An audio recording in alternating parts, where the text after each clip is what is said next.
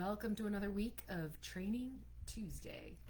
Happy to have you guys here tonight. I'm going to warn you a couple of things.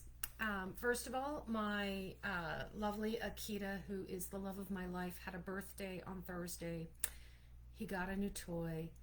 It makes noise. So if you hear a lot of squeaking or stuff in the background, it's fine. It's just the dog and his new toy. So just wanted to make you aware of that. Also, you can see that my lovely premises are in a bit of disarray. I'm in the middle of moving. So for the next, honestly, several weeks, probably, I was going to say a couple weeks, but it's probably going to be several weeks. You're going to see me in various states of disarray in my environment as I transition from one house to another. So just acknowledging that this is what it is. Tonight we're talking about smashing block number 4. That's what we're talking about. Smashing block number 4 and the idea of hiding. And I love talking about this particular obstacle to getting recognition and respect because it's a little bit complicated. It's a multi-layered obstacle. Some of the ones we've talked about earlier are fairly direct in terms of we have this behavior, and if we change this behavior, we can have this different outcome. This is the same in terms of if we change some of our behaviors and habits, we can have a different outcome. But I do want to talk a little bit about why it's a little more complex, kind of the multi-layers that are behind it. And I'm going to give you both the broad strategy kind of mindset around how we change our mindset around how we hide and why we hide. And then I'm going to get into some very specific tactics about how to address certain situations when we're hiding. Really one situation in particular I want to address because it actually came up in a coaching call last night, but it's very much a part of this this particular obstacle. And so I figured we should dive in a little deeper and see if anybody else also has this experience. So when I was talking about tonight's training and thinking about hiding and where it comes from and all that, like I said, I had a coaching call this week where we talked about a piece of this. But the story that it brought up for me, right, the memory that it brought up for me in terms of dealing with this particular obstacle for getting recognition and respect was several years ago working on a big project. And I was actually leading the project, and I had a team of people working with me and for me.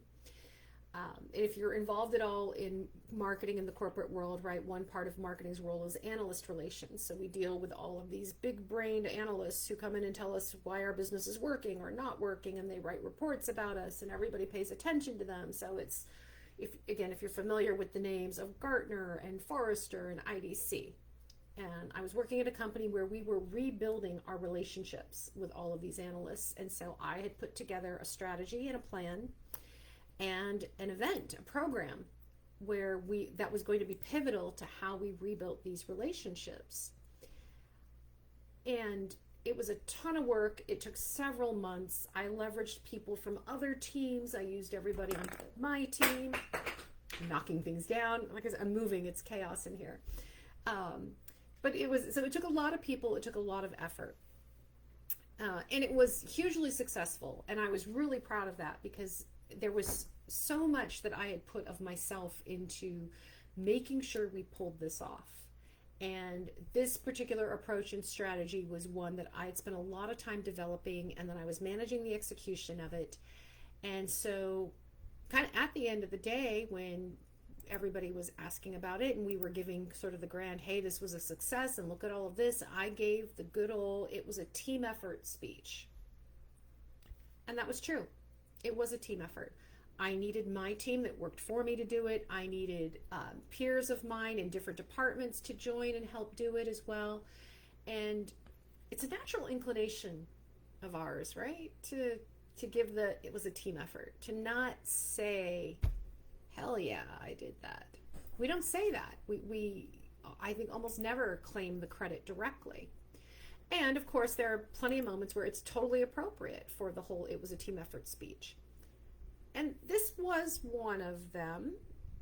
But in hindsight now, right, I learned a lesson because when feedback trickled in over the next several weeks from different groups around the success of the event and what people were talking about and all of that good stuff, it wasn't my name they were pushing around as having led the charge and made this happen.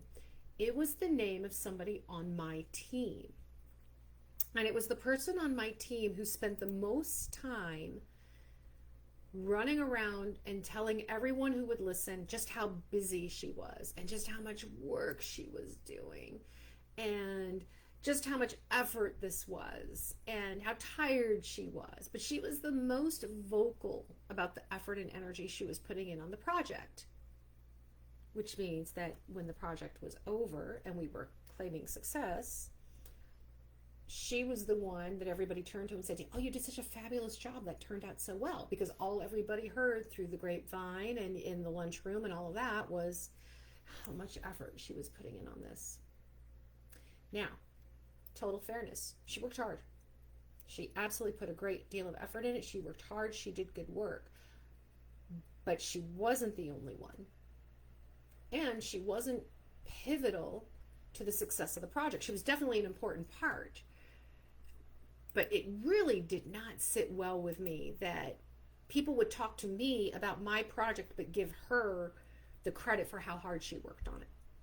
And I was sitting there going, but what about me? I'm the one who actually even came up with the idea, and I'm the one who put the whole thing together, right? And isn't that a terrible feeling when not only are you feeling like you're being overlooked for what you brought to the table, but I was the boss and I was like, oh, there's something wrong with me. I'm feeling stingy and selfish. I don't want to take credit away from my team, but I'd like a little credit myself too. Thank you very much. So I really was kind of wrestling with that in my head, and I wasn't doing anything because there wasn't really anything to do about it. What brought that lesson home for me was probably 2 or 3 weeks after the event. All this internal, conversation is going on. And my boss called me into the office and said, hey, I want to talk to you about this event that you pulled off. And he asked a very pointed question about, so who did the work? Who did the work? And I think I was very fortunate because he knew. He knew me. He knew this woman on my team. He knew all my team members. And he understood the dynamic of what was happening. And he pointed out to me, in the future, there's a way for you to reclaim this and make sure that for something that was so much effort and so much work and had such a great outcome, that you are the one who gets the credit for it, and that you are the one who is clearly identified as the leader of this. And it's not about taking away from the people on your team and everybody who worked hard, but it is about making sure that you are seen for what you contribute. And I took a lot away from that because, like I said, there was the guilt, right? And we women, we're fabulous at guilt. We nail it. We know how to manage guilt. So I'm going to talk to you a little bit about what those patterns were that have us in that place where we're hiding from the glory, where we're minimizing or diminishing our roles, and then what we're going to do to step out of that. And before I go on, I'm just going to pause for a minute and say thank you again for joining Training Tuesday. It is Tuesday night at 6 o'clock. We are here every week. For those of you who don't know me, my name is Natalie Hahn. I am CEO of Dirty Girls Consulting, and I'm happy to have you here. For those of you who do know me, hello. It's great to see you guys again. If you are watching this live, say hello in the chat. If you are watching the replay, still say hello in the chat because I still do go look at the comments and feedback that I get from you guys who watch the replays. Because tonight we're going to tackle the patterns that we hold, that keep us hiding, that keep us in a place where we are diminishing the who we are and the what we bring to the table. And hello, Miss Jill. It's great to see you. I'm glad you're here tonight. It is summer. It is warm. It is warm. In fact, my son and I were just talking about the fact that it's actually warmer in the house. We don't have air conditioning, so it's warmer in the house than it is outside. So it's one of these days where you just kind of want to sit outside. All right, so let's talk about the hiding patterns. I have a worksheet that I'm happy to share with you guys afterwards, and I'll tell you how to get it, about hiding strategies and how we use them. And there are 3 of the, I think there are 7, there might be 6 hiding strategies. I forget how many I've got in there. There are actually, you know what, I'm going to take a quick look. How many hiding strategies do we have? We have 1, 2, 3, 4, 5, 7. So 3 of the 7 hiding strategies fit this mold of where we are diminishing our contribution and allowing others to take credit or enjoy the credit for our work. And one of them is the strategy that I had used in my story, which is what I call sharing the glory. Shared the glory. I went up there and said, it was a team effort. Couldn't have done it without the team. And that's kind of the same as when we say things like, I just got lucky. How many times have you said that? I just got lucky. Or, you know, the stars were aligned. It just happened that way. How fortunate. Anytime we are deflecting, taking credit, we're sharing the glory with the universe, with the planets, with the team, with anybody and everybody else, except acknowledging, yeah, I did that. So that's one. And that is a pattern that often comes from the way we're raised. Because a lot of women, especially women in our age group, and by our, I mean mine, like if you're over the age of 45,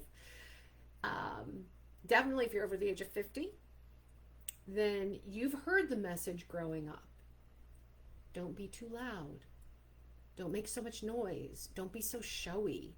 You know, we were given the message of not to be seen. It wasn't appropriate. It wasn't ladylike to be seen, to be heard, to be noticed. Don't be so noticed. Only the bad girls do that, right? Only the obnoxious girls do that. So we were trained from an early age to quiet ourselves and make ourselves smaller and diminish ourselves so that we didn't get the spotlight. So that's one old pattern that plays in our head. And the challenge with these patterns is that they're automatic in us, right? These are habits and behaviors that have been ingrained over so many years that we don't even realize we're doing it. So part of the goal every week when I'm here on Training Tuesday, right? Part of the goal is to start putting the light on what are some of the behaviors and patterns that are so ingrained in us we don't see it, and start seeing it. Start recognizing those patterns so that we can make the appropriate changes for us to show up who we are, as we are, and be comfortable with that. So the hiding strategy of sharing the glory is the one where we deflect it all to everyone else in the room and everyone else on the planet, but heaven forbid it wasn't just us. Another hiding strategy that has the same outcome, slightly different strategy though, is staying in a silo. And staying in a silo is where we do our work. Oh, I just realized my microphone is far away. We do our work ourselves, and we keep it to ourselves. And we don't necessarily share it with the rest of the world, and we don't broadcast to everyone that we've done the work. We might slide it out there. Somebody might get it or see it. But we prefer to stay in our silo and not take the feedback, not take the criticism from anybody else, because honestly, we don't want to know if we're wrong. We're sensitive to the feedback. And we've worked so hard on this thing that no one else has the right to criticize. So staying in a silo means that we are working on something, and it might be something we're really good at, but we're working on this project, this piece of content, this whatever it is, this strategy, this idea, this thought, without sharing it with anybody else, without bouncing ideas off of somebody else, without having somebody, with a different opinion, without getting their input and seeing if maybe a different idea or a different perspective might make it a better idea.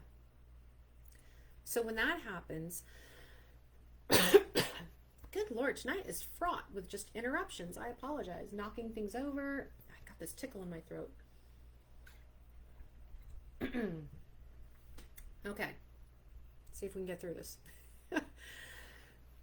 So staying in the silo just means we were isolating ourselves from other people providing feedback, thoughts, ideas, some of which may be incredibly helpful, some of which may be critical, but we stay here in our zone, which just means there's so much of what we do that isn't visible to the rest of the world. We keep ourselves invisible.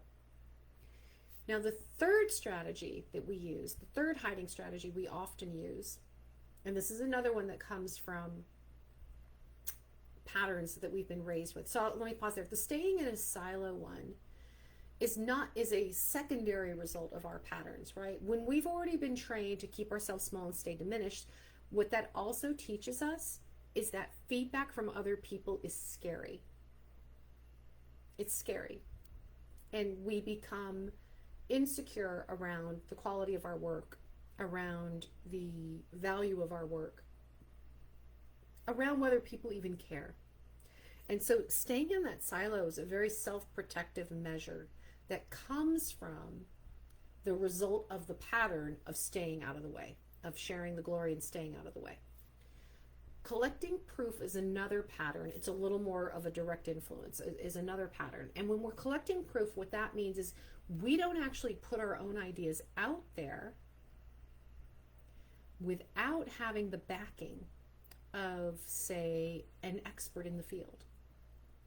So instead of putting our idea out there and claiming credit for our idea, what we do instead is we go research other people who thought of something similar. And we use their research, we use their blog, their webinar, their article, their whatever they've done, their video to say, see, that other really smart person thought this, and so my thought is valid too. And instead, we're giving credit to somebody else for an idea that we're actually bringing into the company. It doesn't matter what their idea was. It doesn't matter that someone else thought of it first. What matters is you thought of it in the context of this job that you're in or this project that you're working on, and you are the one bringing it to the table. But we hide by going out and collecting the proof, and collecting the proof that shows that somebody else also thought it was a good idea. So we feel validated that way. When you are first putting an idea out there and when you're trying to claim credit for the value and the contributions that you bring to a company, that one sinks you, because that's just like, well, she just stole that idea from someone else. And you didn't. You thought of the idea and then you went to go get the proof.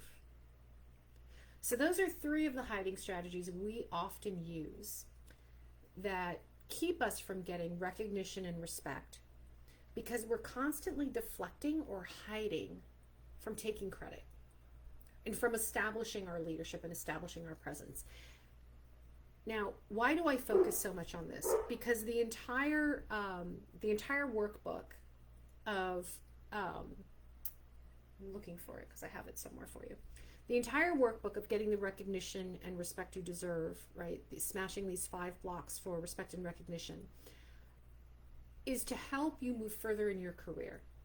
It's to help you find your voice, to help you speak up and move further in your career. And what happens when we use these hiding strategies, we don't get the respect and recognition because nobody can see what we do, right? It's not visible enough. It's not clear enough to the rest of the organization that what we're doing has impact and has value.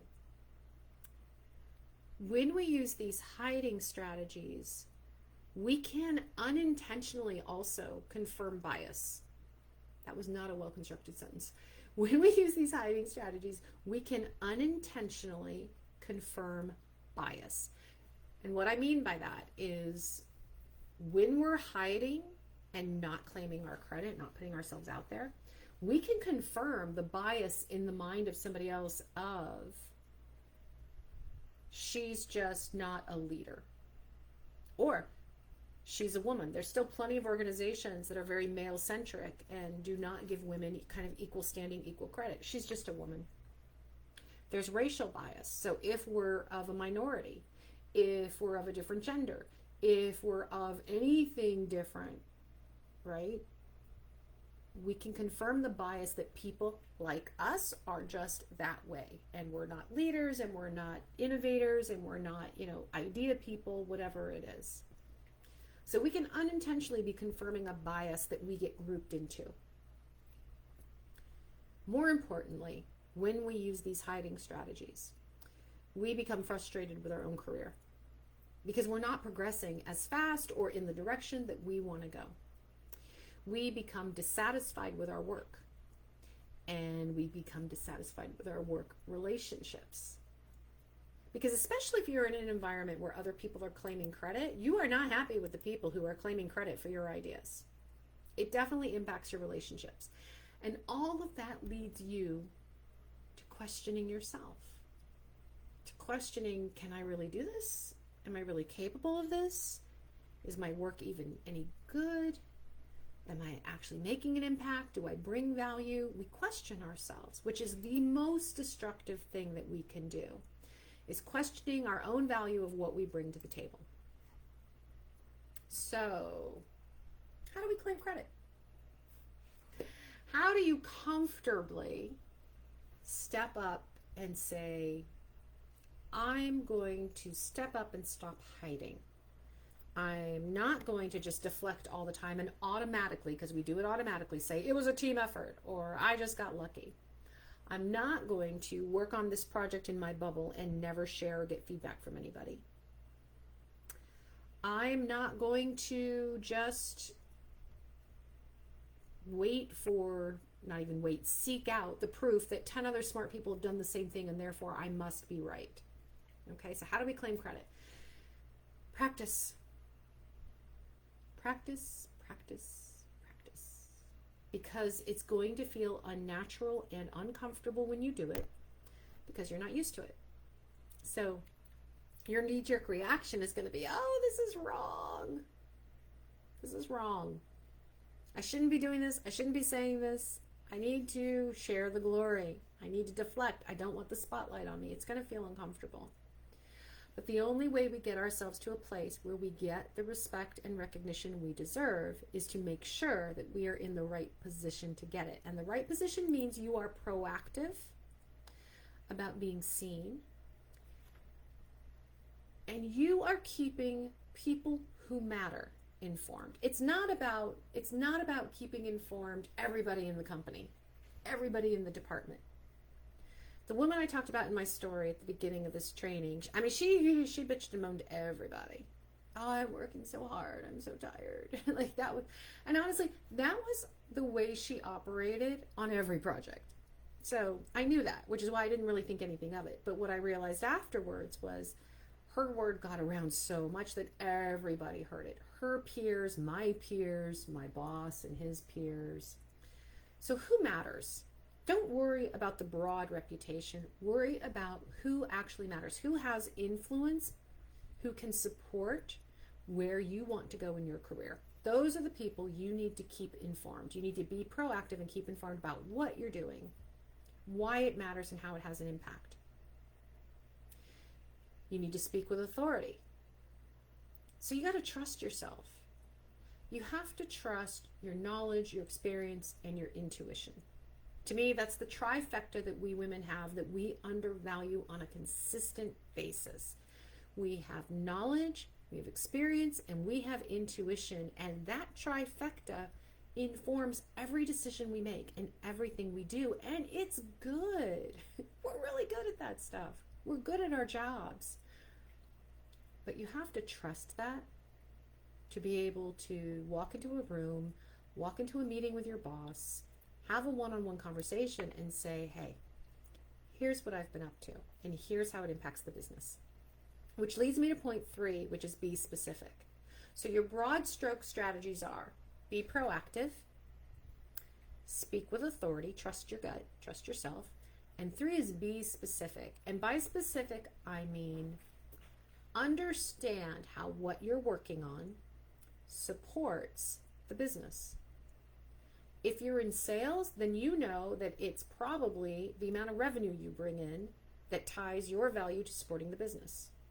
If you're in marketing, it's your pipeline and how well you are driving business to sales so that they can close it to create the revenue.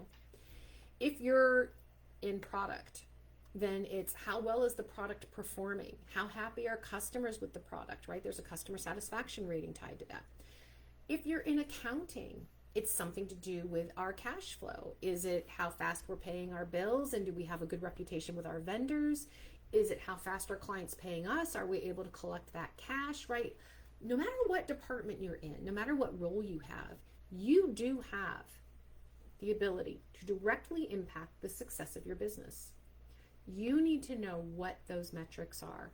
What can you be measured by that ties what you do with a successful business? And that's what you need to be reporting against. When you are proactively, there he is with his toy, when you are proactively updating your boss or even your peers with what you're working on and what's going on, being able to say, and here's how this is going to impact the business going forward, or here's how we are impacting the business right now.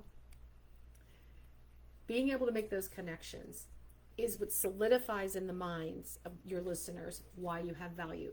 We veer away from that because they should know that already. They should understand that already. They should, but they're probably not thinking about it. They're probably thinking a lot more about their own job and what they're doing. So it's up to you to bring that. So those are the three kind of broad stroke strategies, right? Be proactive, speak with authority, and be specific. Now, based on some of the conversations I've had recently about respect and recognition, and especially taking credit, claiming credit, I wanted to give you a few specific tactics to leverage.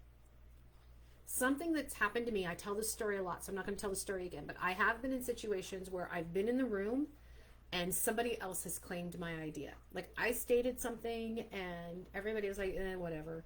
And then days later, the same day, like 5 minutes later, 5 days later, 5 months later, it's happened in all time frames. Somebody else comes back and restates that same idea and suddenly it's a brilliant idea. Right? I hate that, but it does happen. If somebody in the moment, so I want to talk about some strategies in the moment. If you are feeling that you're overlooked, that somebody is claiming credit for something that you've already thrown out there, something that you can do. Regina, Jeannie, yes, it was a man. It was a man who claimed credit. And I'm going to talk, I think I have a note specifically about that, about supporting other women, because it happens to all of us. It was definitely in my case another man who basically restated my idea but then claimed it as his own. And the most frustrating thing was everybody else at the table was like, oh, that's a great idea. And I was like, are you kidding me? I didn't say anything in the moment, but you could, because there's phrasing you can use. You can say, great, I'm so glad you agree. I'm glad we're on the same page. You can jump right in there and pull that back. I'm so glad we're on the same page, because when I mentioned this a few minutes ago, here's what I was thinking. Now, reclaiming in the moment requires us to be proactive. It requires us to be willing to speak up and use our voice and to say, thank you so much for supporting this. I really think this is the right course of action. We're subtly reclaiming credit without saying, which is what I wanted to say when it happened to me, was, what the hell? I came up with that idea 10 minutes ago. So instead, you reclaim it in a more subtle manner. But you do have to jump in immediately and kind of nip that in the bud. Oh, Bill, I'm so happy you said that, because when I brought up this idea a few minutes ago, that's exactly the angle I was going for, or that's exactly the outcome that I want. Or, hey, Tom, thank you for supporting this idea. I think it's really the way we should go. So again, there are ways to jump in the moment to do that. Glad we're on the same page. You might even pull it back to, I'm glad we're on the same page, because when I originally thought of this, here's who I thought would do what, or here's the course I think it would go, I thought it would go on. You bring it back to whatever your original plan was, because oftentimes what happens, and this is what happened to me in the one particular instance I'm thinking of, I voiced the idea, but I didn't get to follow through on kind of the second and third level thoughts I had around that idea, because the minute I voiced it, they were like, yeah, that's not really our target, Natalie, that's not our thing. And they went on. And then when somebody else brought it back to the conversations, they were like, oh, that's a great idea. And I sat there fuming and pouting, when instead I could have said, oh, I'm so glad that you mentioned that again, John, because when I brought this up a couple months ago, here's how I was thinking it would play out. Which is a perfectly acceptable, professional, and reasonable way to say, hey, thanks for bringing it up, my idea again. And I actually already thought through the rest of this too, by the way. So you take the conversation back, you take back control. Another way to ensure that you are claiming your credit, right? Standing up and claiming your credit. And this is not so much in the moment, but it's an ongoing practice, is by tagging your documents. And it can be a subtle thing, right? You don't have to splash your name all over everything. But oftentimes, for example, if you're working on a presentation or a proposal and it's getting passed around to people, you put in the footer your initials and a date and time stamp of when you last looked at this. And that's just a subtle reminder to people that this is your document, your name, your date on the pages. You're the originator of this idea. You can also do follow-up documents so even if the original document doesn't have your stuff on it, if you're doing an addendum, if you're following up, the follow-up document can have a footer or a tag on it that says, latest version as of this date by, and your name or your initials. So we're literally branding. We're branding our documentation, making sure that it has our name on it. I'm a huge fan. You've heard me talk about this when I talk about dealing with bullies, dealing with difficult people at work. I'm a huge fan of the paper trail. Send the follow-up email after the conversation and ensure that you are establishing this was your idea. Hey, thanks for the meeting today. Just to reiterate and ensure we're all on the same page around the idea I proposed today, here's where we are. It's just notes you took. It's a review. But it is a paper trail way of saying, hey, I proposed this idea. I'm claiming the credit for this, without saying, hey, me, I'm claiming the credit. Because what you do when you're following up with notes is you're simply making sure everybody's informed and has all the information. And I want you to think about that, because if you ever received a follow-up email from somebody saying, hey, notes from our meeting, just confirming that we're all on the same page, have you ever thought, what a jerk claiming credit for that? No. I've always looked at those emails as, here's somebody who's very proactive about their idea. Here's somebody who sees this as important. It's a little extra work, but it goes a long way. The other piece about being proactive, don't wait for the weekly meeting or the formal review or the one-on-one with your boss or any of that to keep them informed. There's absolutely nothing wrong with reaching out through whatever channel your boss or superior or anybody that you're talking to prefers. Some people prefer email, some people prefer phone calls, some people prefer text or chat, whatever it is. There's no reason you have to wait for a formal meeting to simply reach out and say, hey, I need your feedback on a couple of things. And the positioning is, I have a couple of questions about my contributions to this project. You don't have to be leading the project. You can be part of a bigger project and simply say, I just want to clarify some contributions that I'm making on this project. I want to make sure we're in line. It's never a bad idea to check in with your boss that you're on the right track, or that you're doing what they expect. Never. No boss resents you for coming in and saying, hey, can I just make sure that you and I are on the same page about how this project is going? You can also say things like, I'm really excited to be part of this project. Here are the pieces that I'm working on for it. What do you think? Or how should I go about this? It's never a bad thing to ask for advice and input. Gets you out of that silo, right? That hiding strategy we talked about earlier, being in a silo. And it puts you right in front of your boss saying, I have excitement about being a contributor here. So those are some of the proactive pieces. To Regina's comment about it being a man, one thing that I started doing more actively, I've worked in one particularly male-dominated environment, and by that it's not that there were more men, it's just they were more sexist, to say it that way, was that when I would be in a meeting, and there were usually only one or two other women in the room with me in our executive meetings, if I was lucky. They would step over their ideas just as much as they would step on mine. And so I would say things like, hey, in fact, one of them was Shirley. Shirley, who was my original Dirty Girls partner, was in one of these meetings, and somebody, I don't remember who it was, but he trampled all over an idea of hers, and then he spun it back around like 5 minutes later like it was a brand new idea. Guy was a jerk. But when he did that, I said, hey, that's a really interesting perspective on what Shirley just proposed. And in fact, I think her idea was so great. I'm glad you're on board with it too. I just gave it back to her. Sometimes it's easier for us to do that for another person. It's harder for us to speak up for ourselves. It's always easy to defend somebody else, especially if it's somebody we care about. Shirley was my best friend. I was watching her idea get trampled on. I could see her fuming across the table. And I was just like, all right, we're going to take this back to her.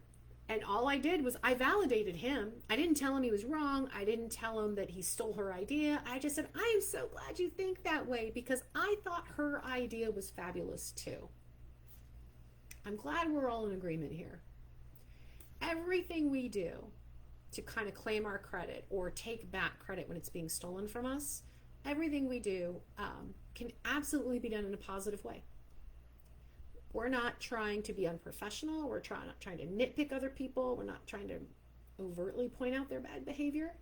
We're just trying to make sure that we are positioned as the leader and the owner of the project or the piece of the project. Even if it's just the piece we've participated in, that matters too.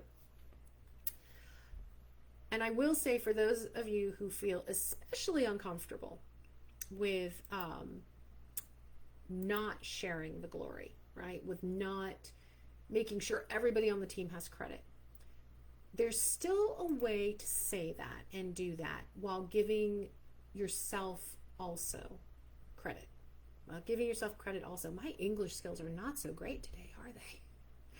So you can frame it in, this really was a great team effort, and then get specific.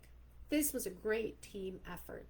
I'm really happy that Richard was able to pull this piece of the project off, and then Jennifer was able to do this piece of the project, and that allowed me to do the thing I'm most proud of, which is this. When you can call out specifics from one or two other people, it also allows you to call out the specific of your own. And it doesn't sound self-serving. It sounds like you're being gracious, that you are the MVP of this team. This team rocks, but you're still the MVP. And you need to claim that MVP credit. So I hope some of those more specific tips about responding in meetings and responding when people claim credit and everything are helpful. This is recorded, so this will be on the group page if you guys want to go back to it. But just remember, it's important. The reason I spent time on this is because it's important to claim credit. Getting the credit for our work is a reflection of our contributions, what we spend all day doing, right? We spend most of our time working during the day. It is the basis on which we get promoted, on which we get a raise, on which our career goes in new and interesting directions. Getting credit makes us feel good. Do not downplay that. Pardon, that tickle came back. It makes us feel good. And it's important that we feel like we are doing good work, like we are contributing, like we're bringing value. So we feel good when we get credit. And that feeling good pushes us to be more ambitious and to strive higher. That's what makes us high performers. You women who are in this group, you guys are here because you're high performers.